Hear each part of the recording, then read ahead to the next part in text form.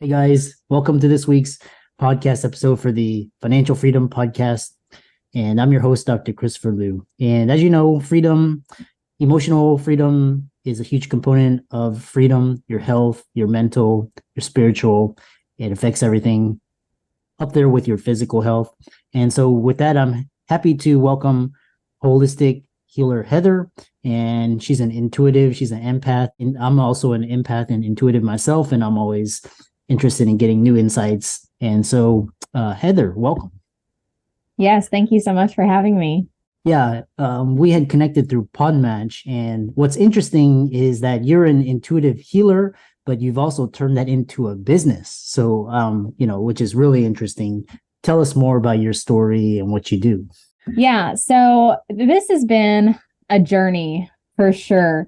And but I've loved all of it, and it's been really exciting. So what's funny is, and I think maybe some people can relate to this.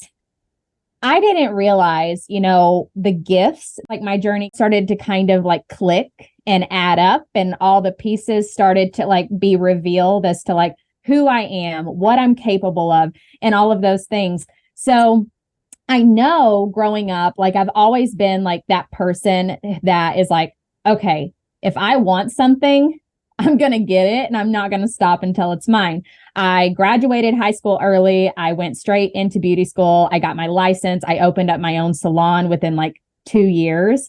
And I had that salon for several years. It was very successful.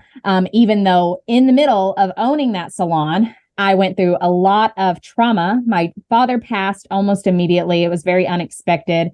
I had a child, and I went through some pretty deep postpartum depression. And then I went through a very traumatic divorce in the middle of running a very successful career.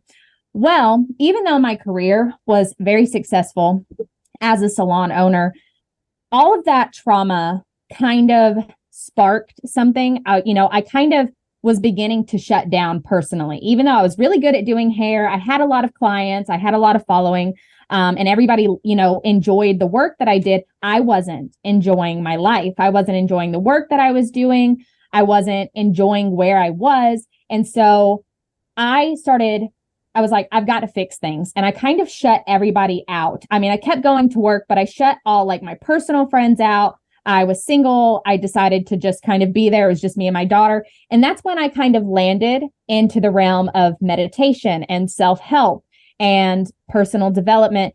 And it clicked. It was one of those things. It's like, as soon as like the very first meditation that I ever tried, it was like this out of this world experience for me. And it was something that I almost immediately kind of became addicted to. And every day I started going to work, and I was not getting any work done. I would it takes a long time to do hair. And so I would be with these clients even longer because I couldn't focus on doing their hair. I just wanted to tell them about meditation and how I was healing, because these clients were not only there like getting their hair done, but they had seen like me go through the loss of my father, my child, the birth of my child, and my divorce. And so they had realized like I'd been through all this stuff. They had seen me at my worst.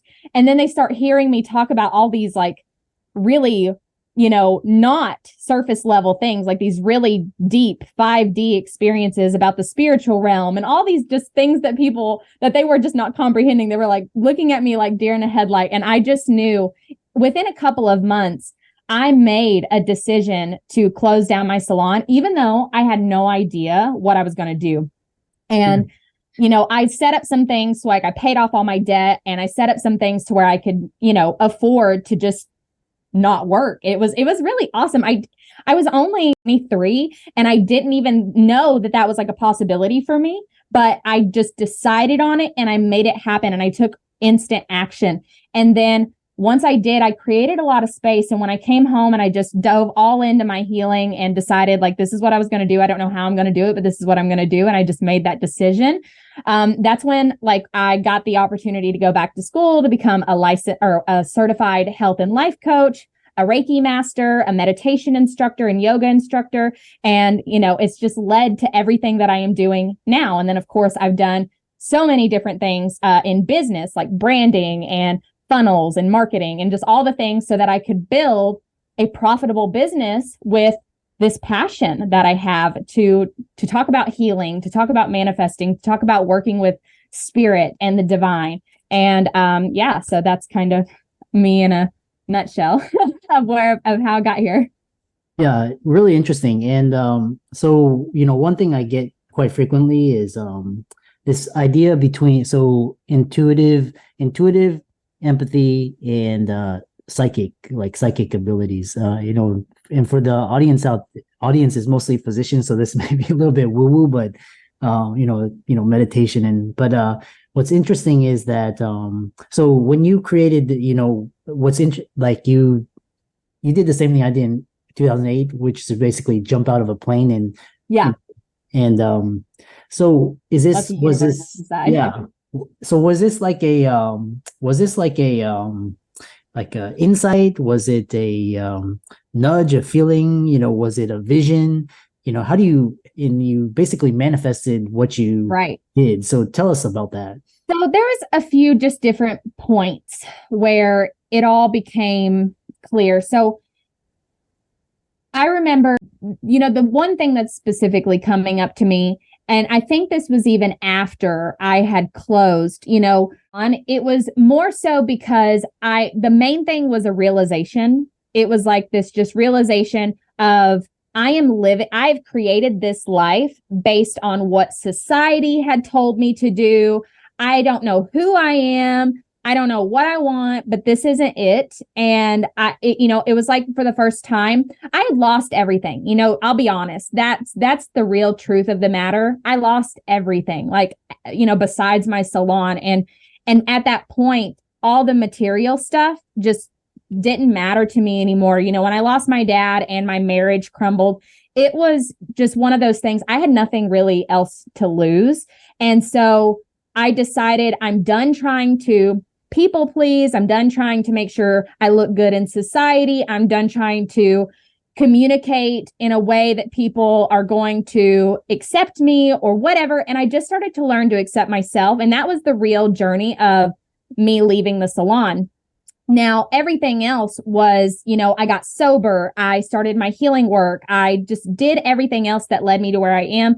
And that was a nudge. That was almost, I wouldn't call it a vision, but it was a voice. It was a voice. I heard it loud and clearly. And I credit it to like my father because, he's passed and I believe it was him speaking to me. And he told me just straight up, I had a choice. I was presented with a choice that if I didn't heal my chronic stress and turn stuff around, that my daughter, who was less than 1 year old at the time, would watch me die.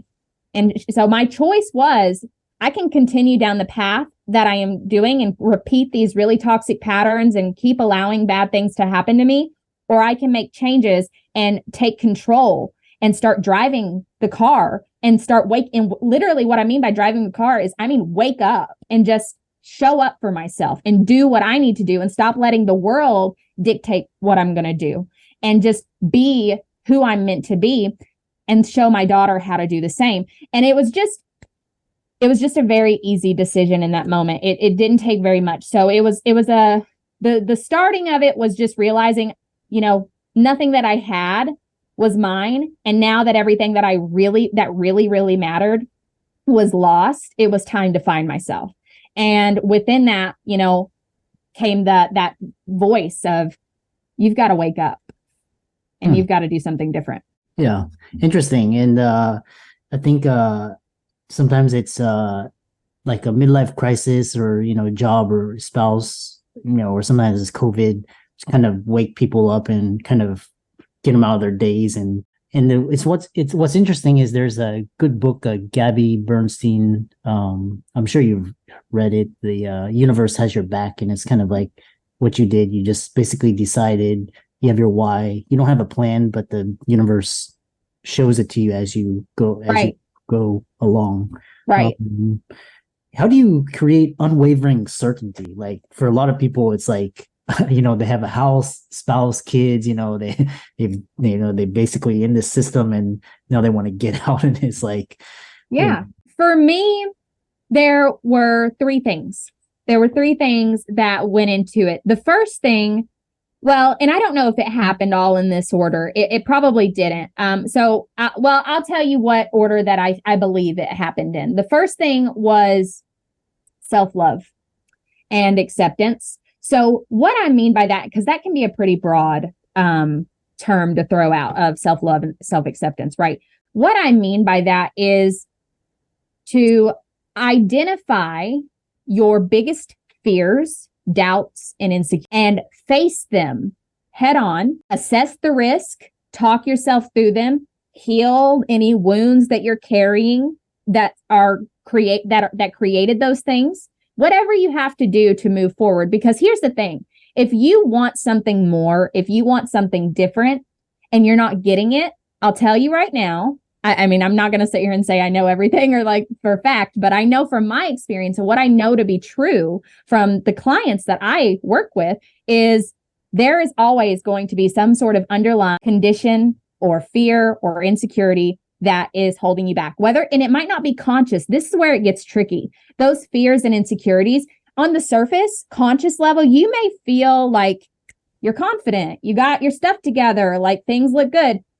But if you really dig into who you are, if you're really honest, what scares the shit out of you, excuse my language, but what scares you the most about getting out, about creating a different way of life. Now, the next thing is and like I said, the order that this comes in may be different for everybody, but the next thing is to have clarity around like, what do you believe your purpose is, right? And I believe we can have multiple purposes, right? And I believe like purposes can shift throughout life, right? So what do you believe your purpose is? What are your skills? What are your passions? What do you think you want to be doing with your time? How do you believe you want to serve others, right? Having clarity on how you want to show up. What work could you do that wouldn't feel like work? It would just feel like service, right? So clarity on the path, I think, is very important.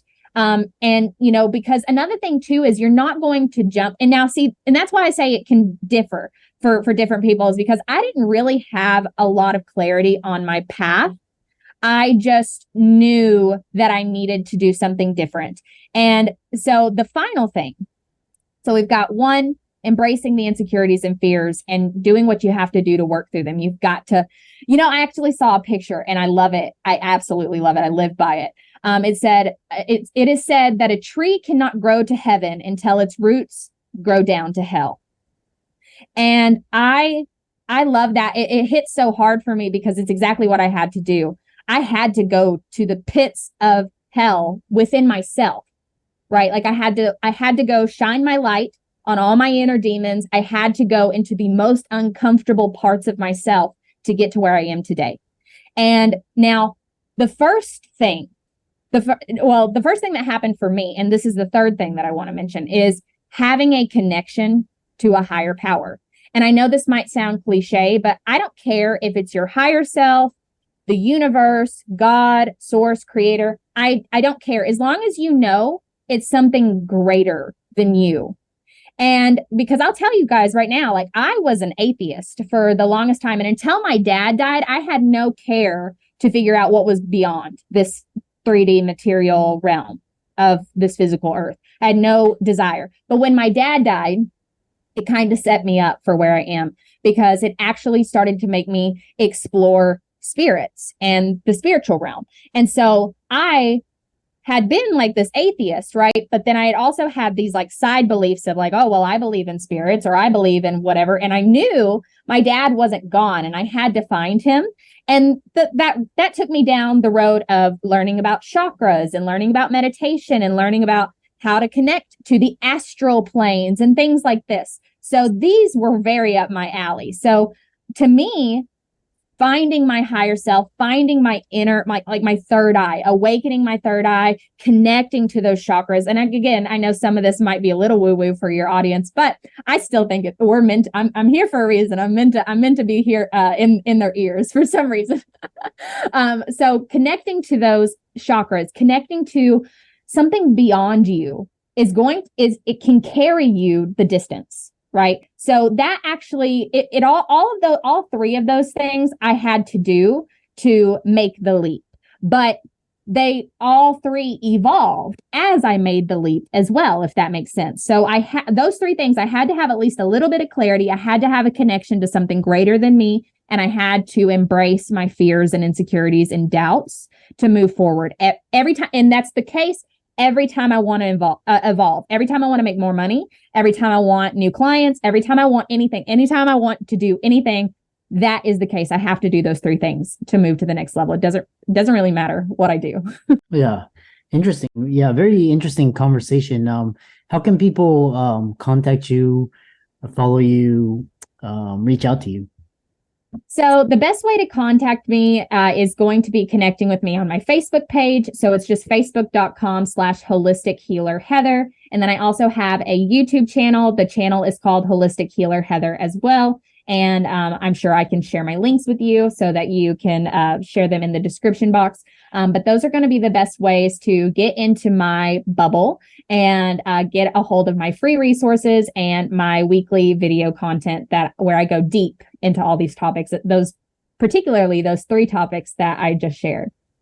Excellent. And for all the audience out there, let's thank Heather for coming on to the show, and all of the resources will be in the links and show notes. And with that, thanks so much for coming on to the podcast. Thanks for having me.